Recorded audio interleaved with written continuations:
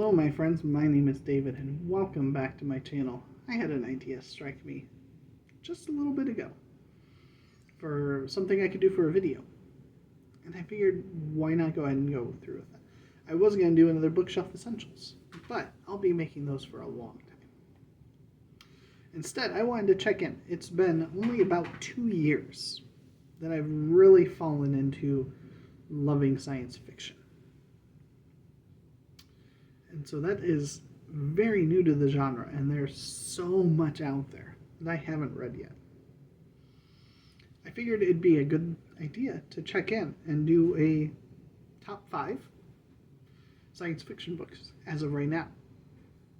And I got curious, because you're probably not going to see many of the titles that you would expect.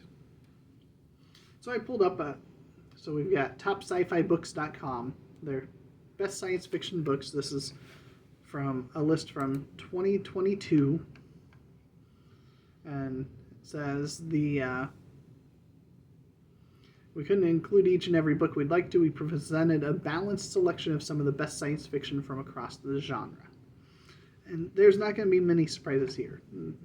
Counting down from number 1, it's got Dune by Frank Herbert, Foundation by Isaac Asimov, Do Androids Dream of Electric Sheep by Philip K. Dick, 2001: A Space Odyssey by Arthur C. Clarke, Ender's Game by Orson Scott Card.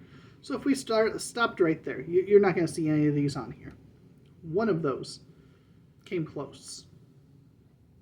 Another one of those had a sequel that kind of came close. And one of those I haven't read. That would be 2001: A Space Odyssey. But then you keep going. 6, Stranger in a Strange Land by Robert Heinlein. 7, Neuromancer by William Gibson, which would probably make my top 10. Martian Chronicles by Ray Bradbury, which would definitely make my top 10. Ready Player One by Ernest Cline, probably just outside my 10. The Forever War by Joe Haldeman. The Martian by Andy Weir. Wrinkle in Time by Madeline L'Engle. The Old Man's War by John Scalzi. Ringworld by Larry Niven. Contact by Carl Sagan. I feel like I've done pretty well on reading these. I've read all 10 out of the 15. And I have 2001: A Space Odyssey. I have Stranger in a Strange Land.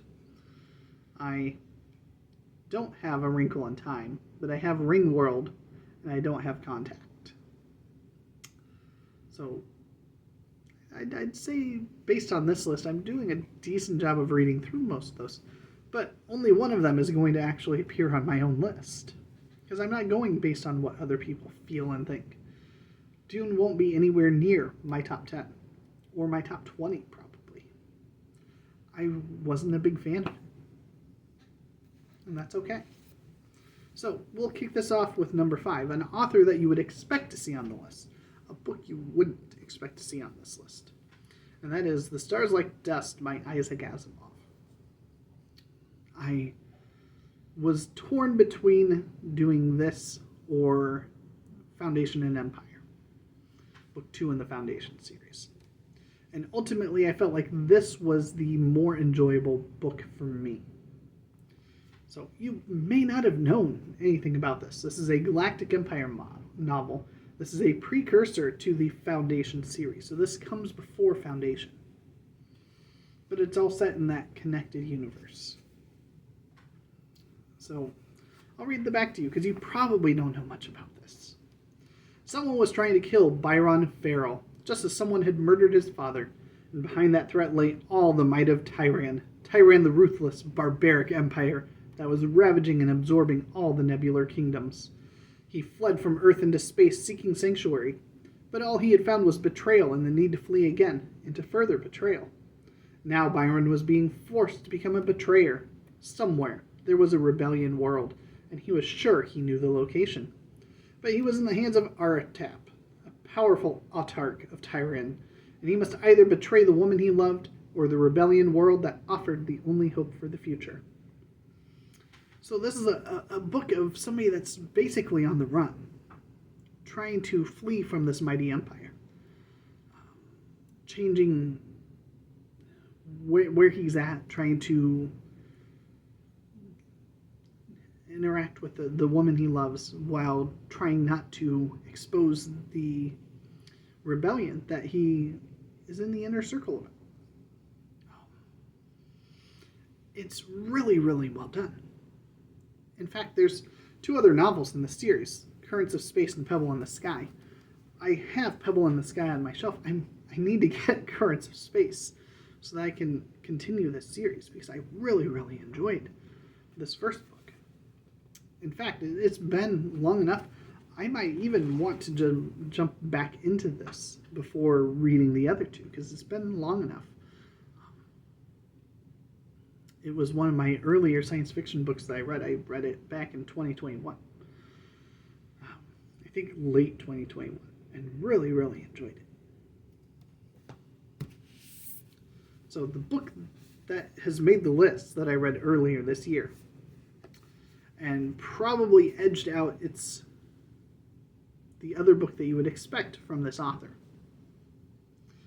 The Star's My Destination, which I absolutely loved. But I think this gets the nod of being just a little bit higher on my list, and that is The Demolished Man by Alfred Bester. This one is terrific. It's set in the future, and it's a world where there hasn't been a crime in 50 years. Or not a crime, but a murder in the last 50 years. Because there are people who have psychic powers that are able to detect murderous thoughts and intents being projected by somebody that's going to commit that crime. So they're able to be stopped before they can ever go through with what they're going to do. But the opening scenes of this book, we meet a person who is intent on committing murder because he is being run out of business propositions by his rival businessmen. And so he is trying to come up with a plan to go through with murder. And then not only to be able to commit the murder, but how to get away with it. And that takes you on a just thrill of a ride. It's absolutely fascinating, endlessly enjoyable. And since you know who the murderer is, and essentially what he's planning on doing, this is a book that's also rereadable. There's no, oh my gosh, how are we going to figure it out now that I know who done it and how they did it? I'm never going to be able to reread it. No, this one is rereadable and enjoyable. I read it earlier this year. Absolutely loved it. Expect to see this. This was the book I was originally going to do my bookshelf essentials on. So expect that sometime soon because this is great. Next, we have an author that you would expect to see on a list from me because I've read a fair number of his works in the last 2 years, thanks to the Read Every Book By challenge that it's kind of tapered off, kind of like Michael. He got Stephen King. I ended up with Ray Bradbury. I'm still chipping away at Ray Bradbury. I need to get back to some Ray. Seeing the upcoming letters from Ray Bradbury, I think it's titled Remembrance, has me extremely excited to get back to Ray and his works. And so we have this Library of America volume here. I'm not going to cheat and say, yeah, you should read, this is number 3. In particular, the second book on this list, Fahrenheit 451, is a masterpiece. There's no 2 ways of putting it. It's dystopian, futuristic science fiction at its finest. It is still haunting to read today, to see echoes of what Bradbury was able to predict well, and to see how there is still potential for a course like one he envisions in here to come to fruition and for us to walk down that path. That terrifies the hell out of me. Bradbury is at his best with this one. He is a master of short fiction. There's no denying that. The Martian Chronicles would probably make my 10. So it would be in the second 5. Fahrenheit 451 will always be my favorite Ray Bradbury book. I'd be very, very surprised if I ever encountered something that he wrote that would surpass that. If you haven't read it, it's relatively short, and it's extremely good. I'm always happy to reread it, so if you need somebody to read it with you, or just somebody to talk about while you're reading it, reach out. I love the book to pieces. I think it is a book that it's hard to say that everybody should read any book. But if there was one book that I would say that everybody should give a shot, it would probably be Fahrenheit 451. Sorry, Tolkien. Yeah. Give it a shot. I think you won't regret it. So now we are up to number 2. And so this is going to be our crossover with the 15 best science fiction books of all time. This is the absolute true crossover here. And that is The Forever War by Joe Haldeman. Had I made this 2 years ago, it would have probably been Ender's Game. If not in this spot, but, a little bit higher. Probably would have had Ready Player One up here. Those books are still great. I still enjoy them a lot. But it's books like The Forever War, The Demolished Man, Stars Like Dust. These books have been new for me to encounter. And I can't help but absolutely enjoy them. This book moved me. The premise of this guy that gets caught up in war, William Mandela. I don't know why I was thinking Nelson, but I'm like, that's wrong. William Mandela gets caught up in the war. But it's in the future to where going off to this battle, it might be 2 months for him. But by the time he gets home, it might be 80 years have passed on the planet. So he's dealing with a constant change of what he's encountering back home.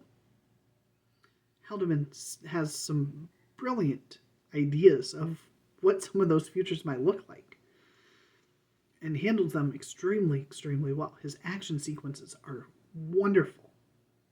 Gruesome, yes, but wonderful.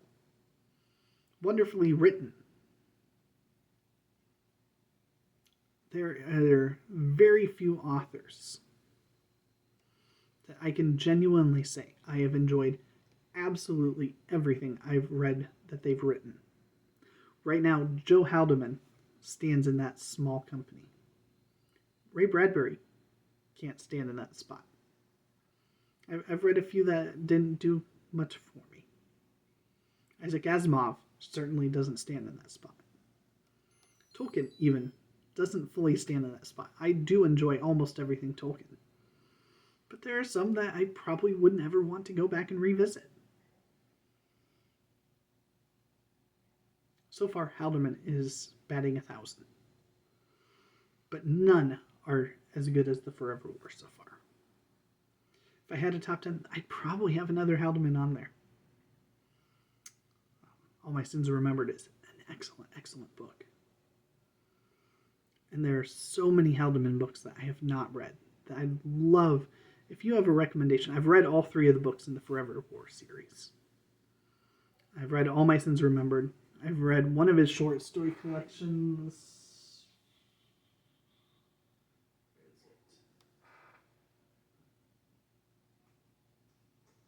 Dealing in Futures. There we go. Sorry. Took a lot longer to find that than I thought it would. And I've got a couple on my shelf. I've got Camouflage and Worlds Apart, I think, on my shelf to read. Yeah.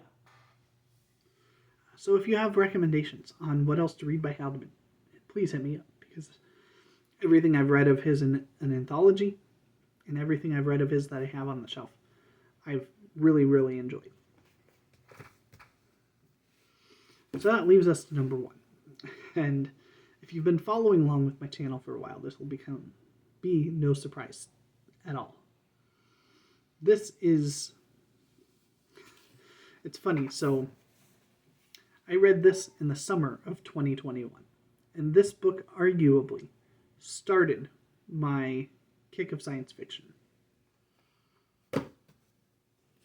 In August of 2021, I read Hyperion by Dan Simmons. It cemented me on that trajectory that then continued in September when I did Space Opera September, met a couple of wonderful booktubers. Buddy read some books, including one series. I ended up reading the whole series, but one that would make my top 10. I wouldn't put a Scalzi book on the one that was on their list, Old Man's War, onto there. It can't compete with Forever War. But I did read a Scalzi, and I think the second book in that series probably just barely missed the cut. But Hyperion stands head and shoulders above everything else I've ever read that is outside of Tolkien. I think if you group all of Tolkien's works into one, then I think that you would see Hyperion, or the Hyperion cantos as a whole. I'm working my way through the fourth book now. You would probably see this sitting at number 2.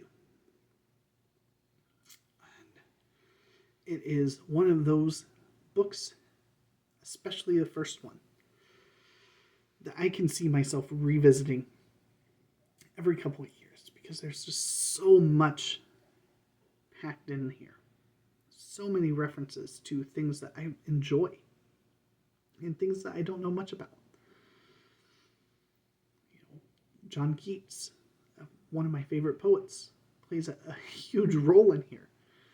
It is pretty heavily inspired, I think, by the Canterbury Tales by Geoffrey Chaucer, another one of my absolute favorites, in the way in which this book is told. The others deviate from that. They no longer follow that path, but this one pays such great homage to Chaucer that it captured my heart and my imagination, and helped me to see that, yes, this space stuff is more than just,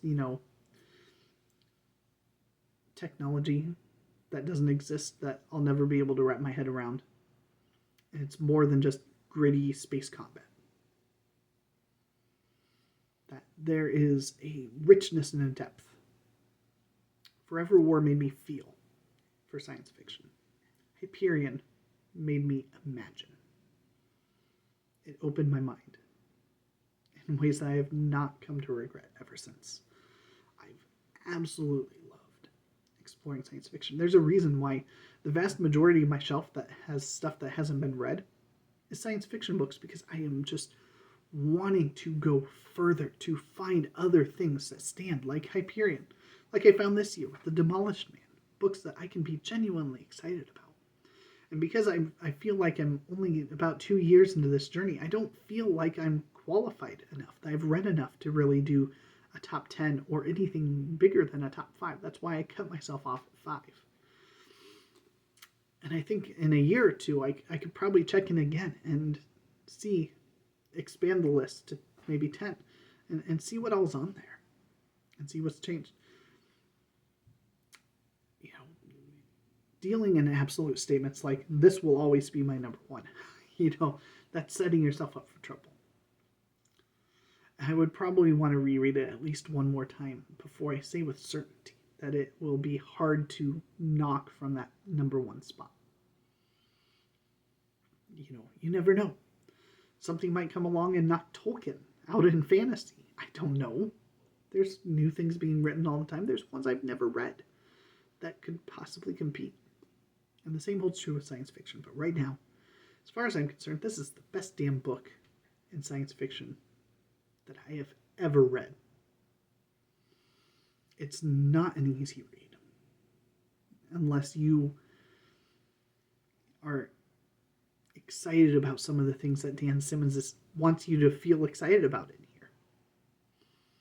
You don't have to know the Canterbury Tales to enjoy this. You don't even have to know anything about the poet John Keats to enjoy this. But they'll absolutely help to enrich the experience if you know about them beforehand. This is brilliant. I strongly, strongly recommend it if it sounds interesting to you. So there you go. This is a longer video than I had thought it would be. How long could I take to talk about 5 books, right? I should know. Anyway, I'm going to wrap it up there. I will catch you later with probably another Bookshelf Essentials, unless we hit the end of the month, in which case I'll be wrapping up whatever in November. Thank you, BookTube.